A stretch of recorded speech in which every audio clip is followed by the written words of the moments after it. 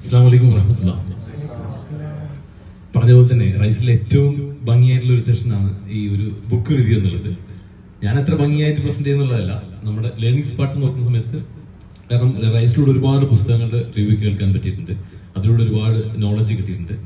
അപ്പൊ എന്തുകൊണ്ടും നമ്മുടെ ഒരു ഉത്തരവാദിത്തമാണ് നമ്മൾക്കുള്ള നോളജ്, നമ്മൾ മനസ്സിലാക്കിയ നോളജ് തിരിച്ച് ഷെയർ ചെയ്യുക എന്നുള്ളത്. ഒരാഴ്ച മുമ്പ് മുസ്തഫ ഭായി ബുക്ക് റിവ്യൂയുടെ പോസ്റ്റ് ഇട്ട സമയത്ത് എന്റെ കയ്യിലൊരു പുസ്തകം ഉണ്ടായിരുന്നു. ആ പുസ്തകത്തിന്റെ ബാഗിലുണ്ട്. ആ പുസ്തകമാണ് ഈ മൈൻഡ് മാജിക് എന്ന് പറഞ്ഞ പുസ്തകം. പൊതുവെ ഞാൻ ഒരുപാട് സമയം എടുത്തിട്ട് പുസ്തകം വായിക്കുന്ന, ഒരുപാട് പ്രൊക്രാസ്റ്റിനേഷൻ ഉള്ള ഒരു വ്യക്തിയാണ്.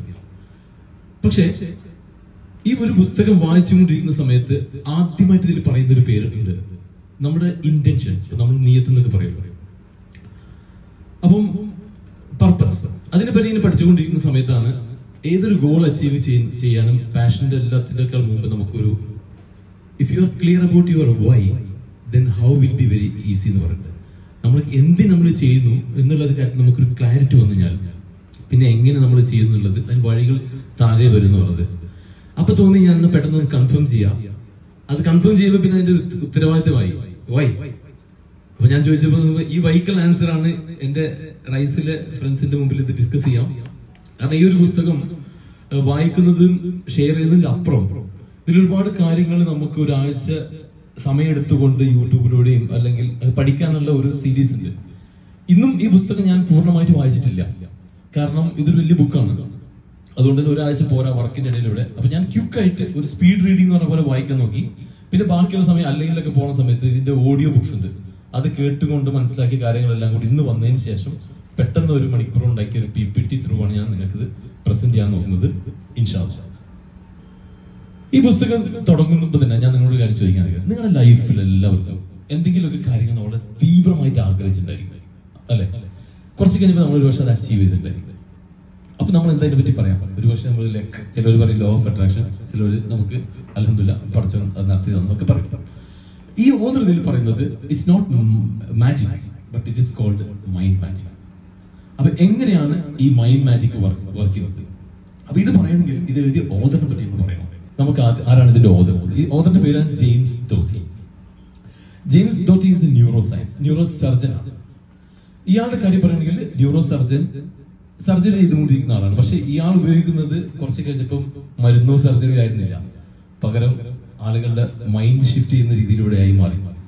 അപ്പൊ അത്രയും ഒരു മൈൻഡ് പവർ ഉണ്ടെന്നുള്ളത് മനസ്സിലാക്കിയ ഒരു വ്യക്തിയാണ്. ഇദ്ദേഹത്തിന്റെ ചെറുപ്പകാലം പറയുകയാണെങ്കിൽ ഇയാൾ ജനിച്ചു വളർന്നത് വളരെ പാവപ്പെട്ട ഒരു കുടുംബത്തിൽ, ഒരുപാട് കെയോസിലൂടെ വന്നു.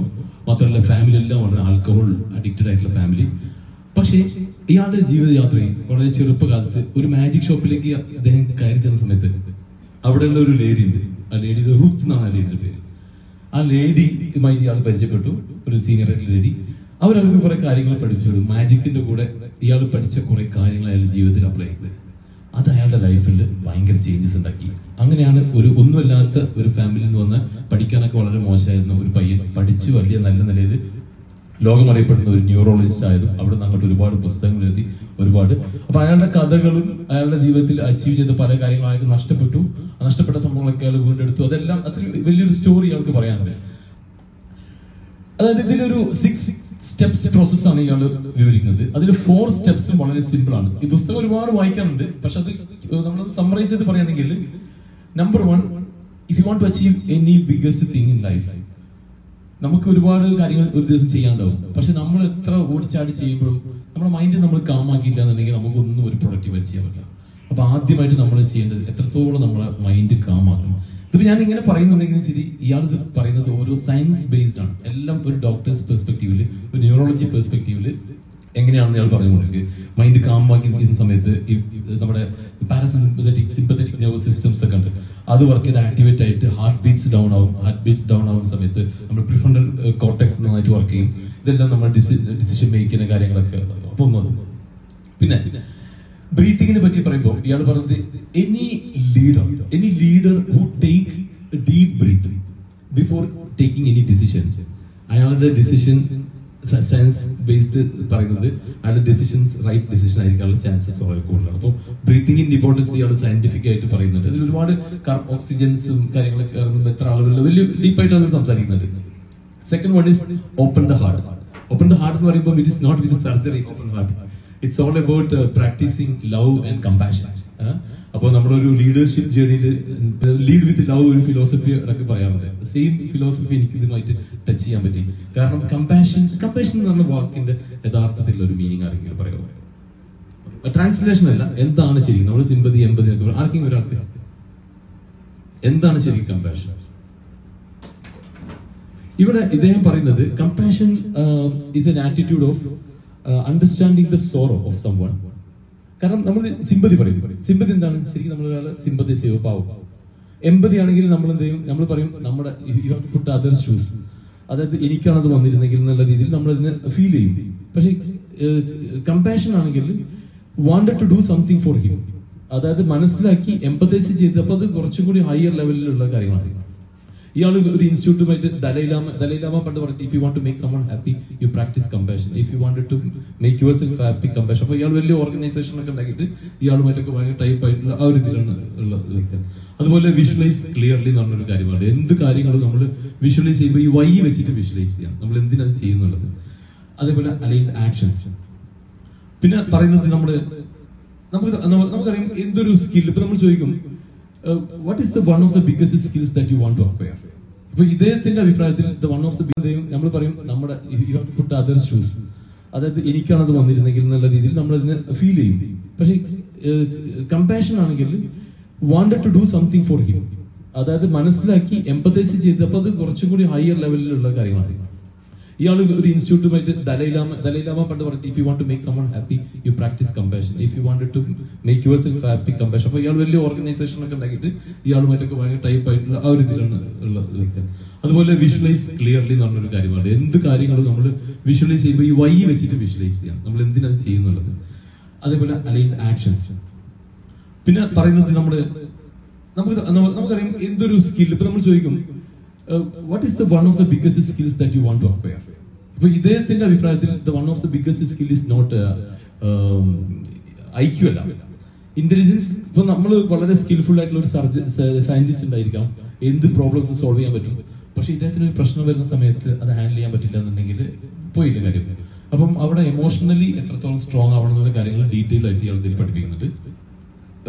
റെസിലിയൻസിനെ കുറിച്ച് പഠിപ്പിക്കുന്നുണ്ട്. നമ്മൾ വീടെടുത്തുനിന്ന് വീണ്ടും എങ്ങനെ നമ്മൾ എഴുന്നേൽക്കുന്നോടത്താണ് യഥാർത്ഥ സക്സസ് വരുന്നത്.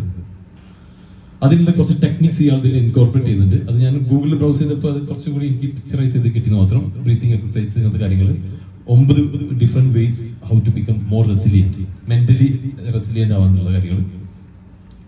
പിന്നെ ഇതിൽ ഒരു റിയൽ മാജിക്. ഇപ്പൊ നമുക്കറിയാം നമ്മളൊരു വയലില് ചെടികൾ നടാൻ വേണ്ടി ചില സീഡ്സ് ഉണ്ടാവും അല്ലെ.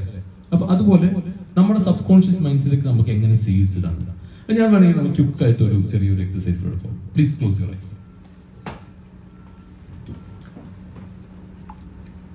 Take a deep breath. നമ്മളെല്ലാവരും റൈസിൽ വരുന്നത് ഒരു പബ്ലിക് സ്പീക്കിംഗ് സ്കിൽ ഡെവലപ്പ് ചെയ്യാന്നുള്ള അത് സങ്കല്പിക്കാം.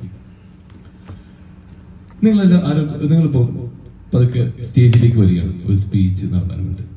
ഒരുപക്ഷെ നിങ്ങൾ നല്ല സ്പീക്കർ ആയിരിക്കാം, അതല്ലെങ്കിൽ നിങ്ങൾ ആദ്യമായിട്ട് സ്റ്റേജിലേക്ക് വരുന്ന വ്യക്തിയായിരിക്കും. ആദ്യമായിട്ട് വരുന്ന വ്യക്തിയാണെങ്കിൽ ഇതേപോലത്തെ ചെറിയൊരു വേദി മനസ്സിൽ കാണുക. അതല്ല പയറ്റിത്തെളിഞ്ഞ ഒരു സ്പീക്കർ ആണെങ്കിൽ കുറച്ചും കൂടി ഒരു വലിയ വേദി, ഇസ്ലാമിക് സെന്ററിലെ വേദിയോ അതല്ലെങ്കിൽ വലിയ ആയിരക്കണക്കിന് ആളുകളുടെ ഒരു വേദി പതുക്കെ മനസ്സിൽ സങ്കല്പിക്കുക. നിങ്ങൾ ആദ്യമായി സ്റ്റേജിലേക്ക് കയറുക. നിങ്ങൾ കയറുന്ന സമയത്ത് ഒരുപാട് ക്ലാപ്പ് വന്നുകൊണ്ടേയിരിക്കും.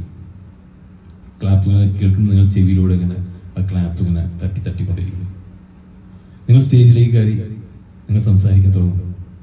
ആ മൈക്കിലൂടെ നിങ്ങളുടെ സ്വന്തം ശബ്ദം നിങ്ങളുടെ കാതുകളിലൂടെ തന്നെ ഒരു പ്രതിധ്വനിയായിട്ട് തിരിച്ചിങ്ങനെ വരുന്നതായി സങ്കല്പിക്കാം. നിങ്ങളുടെ കൈകളിലുള്ള രോമങ്ങൾ സടകുടഞ്ഞെഴുന്നേൽക്കുന്നതായിട്ട് ഫീൽ ചെയ്യുക. നിങ്ങളുടെ ഓരോ വാക്കുകളും നിങ്ങൾ ദൂരെ നോക്കുന്ന ആളുകൾ വളരെ ആത്മാർത്ഥമായിട്ട് നിങ്ങളെ നോക്കിയിരിക്കുന്നതായിട്ട് മനസ്സിൽ വിഷ്വലൈസ് ചെയ്യുക. നിങ്ങളുടെ ഓരോ പോയിന്റുകൾക്കും നല്ല നല്ല കയ്യടി കിട്ടുന്നു.